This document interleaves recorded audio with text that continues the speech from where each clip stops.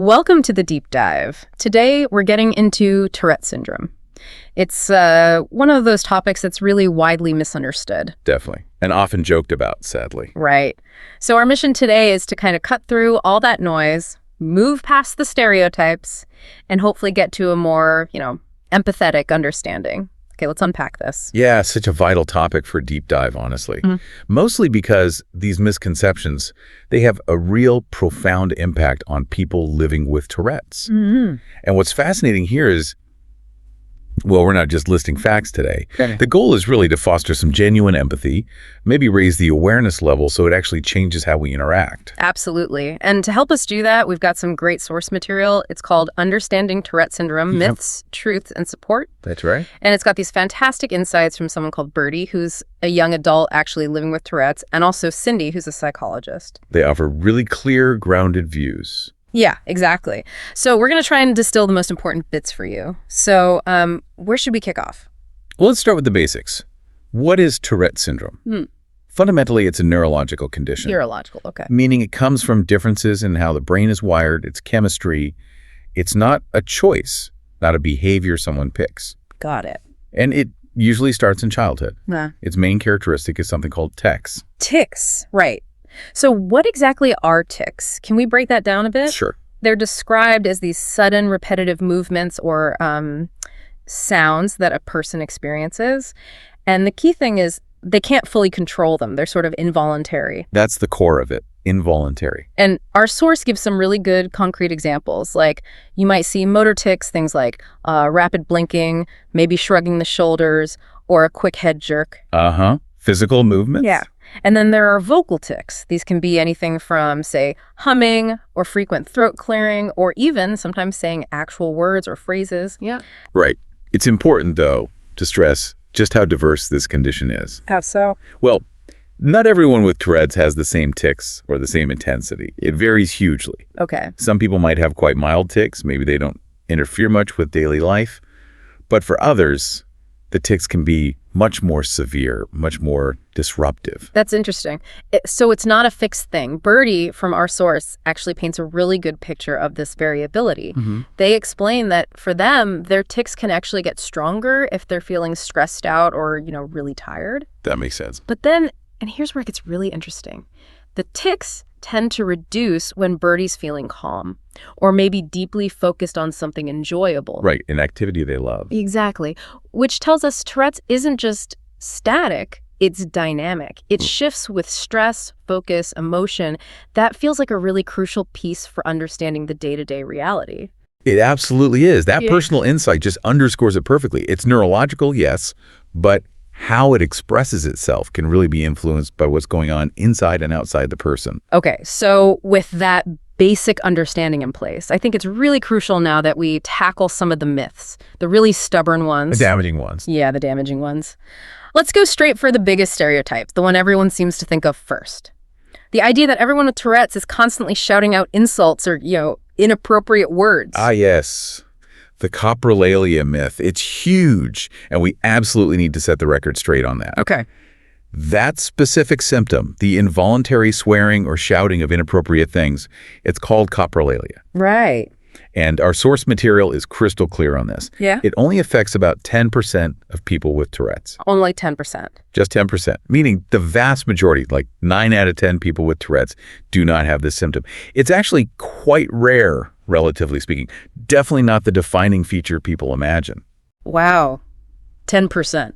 That completely flips the script on the common perception, doesn't it? It really does. Makes you wonder how that became the main image. Okay, so beyond coprolalia, there's another really harmful idea out there that Tourette's is somehow caused by, bad parenting or maybe a lack of discipline. Yes, that one is just absolutely false. And it causes so much unnecessary guilt and distress for families. I can imagine. Tourette's is, without question, a neurological condition. It's linked to real, documented differences in the brain's structure and function, and often there's a genetic component involved too. So hereditary sometimes. Sometimes, yes. Understanding this helps shift the focus away from blaming parents or the individual and towards, the actual science. If we connect this to the bigger picture, it's about brain wiring, not parenting choices. Nobody causes it. Right. It's a brain thing, not a behavior thing. Yeah. And speaking of choice, That brings us to another common misconception, the idea that people with Tourette's could just stop their tics if they, really tried hard enough. Like it's just willpower. Yeah. The just stop it idea. The truth about suppressing tics is actually a bit more complex. Okay. People can sometimes hold back their tics, but usually only for a short period. Like holding your breath. Kind of. The source uses a great analogy. Imagine having that overwhelming urge to sneeze or cough. Yeah. And someone tells you, don't do it. You might manage to hold it in for a moment, right? Yeah, but it's hard. Exactly. And that effort builds up this intense internal pressure. Sooner or later, it has to come out. And often when the tics do emerge after suppression, they come out even stronger, like a rebound. Okay. So it backfires. It can, yes. Yeah. It's definitely not a sustainable way to manage it, and it takes a huge toll. Wow, that analogy really hits home. I'm just picturing trying to hold back a huge sneeze in, like, a dead quiet meeting. The mental energy alone. It's exhausting. Yeah, exhausting just thinking about it. What a daily burden that must be. So let's maybe dig a bit deeper into that feeling. What does daily life truly feel like with Tourette's? Did the source talk about the emotional side of it? Yes, definitely. That analogy from Birdie we just mentioned. Imagine having the urge to sneeze or cough and being told not to do it. That really captures the physical sensation, that building pressure. Mm-hmm. But yes, the source, particularly Cindy, the psychologist, absolutely touches on the emotional toll. She talks about the constant exhaustion from having to self-monitor all the time. Always being on guard. Exactly. Yeah. And the anxiety that comes with being in public, worrying about scrutiny, people staring or misunderstanding, that feeling of being under a microscope. Yeah. So it's not just the physical effort of trying to suppress a tic, it's this heavy mental and emotional weight, too. Knowing your body might do something unexpected at any moment. Gosh, that's a huge amount to carry around every single day, just thinking about constantly being aware of people maybe staring, or worse, actually laughing. Right. Because they just don't get that it's not something you're doing on purpose. So what does this all mean? I guess it means that awareness, real understanding, isn't just a nice to have. It's critical. Absolutely essential. It's what allows other people to see that these tics aren't intentional, they're not meant to be rude, they're definitely not a choice someone's making. Precisely. And that understanding can literally transform environments, social situations, workplaces, schools, making them far less stressful for people with Tourette's. Yeah. It builds that foundation of compassion. Yeah. And the story doesn't really end there, does it? Because, as the source points out, Tourette's often doesn't travel alone. It frequently comes alongside other conditions. That's a really critical point to understand. Tourette's rarely exists in complete isolation. Many, many individuals with Tourette's also experience what we call co-occurring conditions. Like what? Well, the source specifically highlights things like ADHD, attention deficit hyperactivity disorder. Okay. Impacting focus, maybe impulsivity. Exactly. And also OCD, obsessive compulsive disorder, which involves those intrusive thoughts and repetitive behaviors. And various learning difficulties can also be part of the picture. Right. It's often a spectrum of overlapping neurological differences. And thinking about the practical impact of that, wow, that must really amplify the challenges someone faces day to day, especially in structured settings like school. Absolutely. You're not just managing the tics, are you? You might also be grappling with trying to focus because of ADHD, or dealing with anxiety linked to OCD, or maybe needing extra effort just to keep up academically because of a learning difficulty. Mm-hmm. Imagine the cognitive load. Trying to listen to a teacher while maybe trying to suppress a tic, while managing anxiety and trying to process new information all at the same time. That's immense. It truly is. And it just highlights why support needs to be comprehensive. It has to look at the whole person, all aspects of their experience, not just focus narrowly on the tics. Okay, so we've established there isn't a cure in the way people usually think of cures. So talking about managing Tourette's, what does that actually involve? What helps? That's a great question. Yeah. Because management here is really about improving quality of life, reducing the impact of the tics, even if the underlying condition remains. Makes sense. And the source points to several effective strategies. There are specific therapies, like cognitive behavioral therapy, CBT. Okay, I've heard of that. Yeah, it helps people understand and manage their thoughts and responses around the tics. There's also habit reversal therapy, or HRT, which specifically teaches ways to respond to the urge to tic with a different, less noticeable action. Interesting, like a competing response. Exactly. Okay. And in cases where tics are really severe, causing significant problems, medication can sometimes be an option to help reduce their frequency or intensity. Right. But beyond those clinical approaches, lifestyle support is huge. Things like finding ways to reduce stress, making sure you get enough sleep, practicing relaxation techniques, these can all make a real difference. You know, reading through the material, one thing really stood out to me almost as the best treatment mentioned. It wasn't a therapy or a pill, but simply acceptance. Birdie says it so clearly.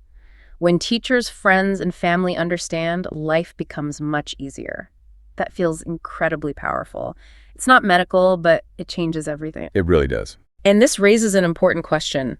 What actually happens when acceptance becomes the norm? When society, or at least the immediate community, truly gets it? It fundamentally shifts the environment.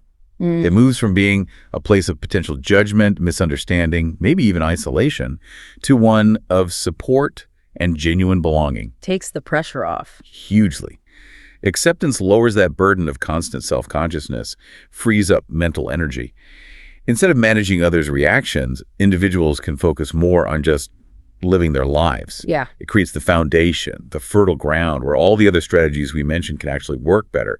It allows people space to thrive. That is a powerful shift, isn't it? And it makes me think, okay, for anyone listening right now, maybe you're a teacher, a friend, a family member, a colleague, what are the practical, actionable things, the do's and don'ts straight from the source? Yeah. The source gives some really clear, direct advice on this. Number one, and maybe the most crucial, do not laugh at someone's tics. It's simply not funny. Right. Obvious, but needs saying. Needs saying. Number two, don't tell them to stop it. As we've discussed, they can't just switch it off, and telling them to try just adds pressure and misunderstanding. Got it. What else? Be patient during conversations. Tics can sometimes interrupt speech flow, so just allow that extra moment without making a big deal of it. Good one. Offer support in settings like school or work. Simple accommodations or just fostering an understanding atmosphere can make a world of difference. And finally, this is really important, focus on their strengths. See the whole person, their talents, their personality, not just the condition. Don't define them by their Tourette's. I think that last point feels so key. It really drives home that people with Tourette's can achieve anything. They can succeed in school, build great careers, have fulfilling relationships, everything. Absolutely. The condition is part of who they are, but it doesn't define their intelligence, their capability, or their potential. They're just people. Complex individuals with dreams and talents, facing some extra hurdles. Exactly right. It's like some common portrayals just grabbed onto the rarest symptom and ignored the actual reality for most people. Yeah, like a caricature that missed the point entirely. Precisely. So if we tie this all together, what we've really explored today is that Tourette syndrome isn't something to be afraid of or mocked or dismissed. No. It's simply a difference in how the brain is wired.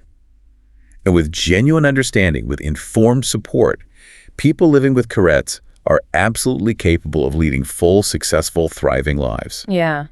Our real hope with this deep dive is that it helps you, the listener, shift your perspective a bit, maybe move away from those tired, inaccurate stereotypes, and instead see individuals with Tourette's as they are, complex, capable people.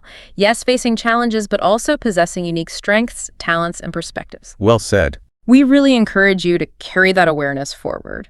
And maybe, just as a final thought to mull over as you go about your day, consider how often we might judge someone's actions or behaviors without knowing the full story, without understanding the underlying neurology, perhaps. That's a powerful thought. What other conditions, what other human experiences might we be misunderstanding simply because we haven't taken the time to really dig into the facts, to do that deep dive?